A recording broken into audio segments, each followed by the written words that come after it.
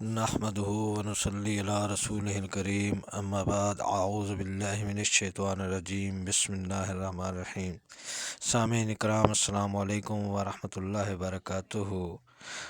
سامعین اکرام، آج کی ہماری ویڈیو کا موضوع ہے تکبر کرنے والوں کی ذلت ناک حالت، یعنی قیامت کے دن جو تکبر کرنے والے شخص ہیں ان کی حالت ذلت ناک ہوگی۔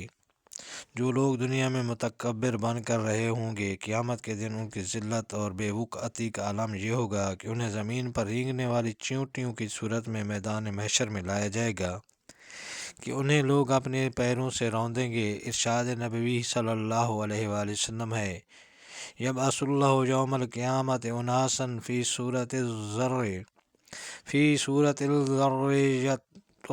یطؤهم الناس بأقدامهم فيقال ما هؤلاء في صور الذر فيقال هؤلاء المتكبرون في الدنيا، یعنی اللہ تعالیٰ قیامت کے دن کچھ لوگوں کو ذلیل چیونٹیوں کی شکل میں اٹھائے گا جن کو لوگ اپنے پیروں سے روند رہے ہوں گے۔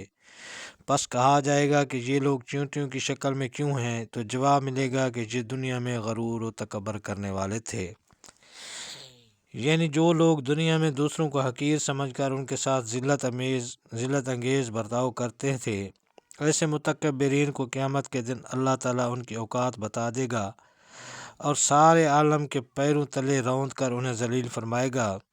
اس لیے اپنے آپ کو عظیم ذلت سے بچانے کا راستہ صرف یہ ہے کہ ہم اپنی اصلاح کی فکر کریں، تواضع و عاجزی کی زندگی گزاریں اور تکبر کے اثرات سے بھی پوری طرح بچنے کی کوشش کریں۔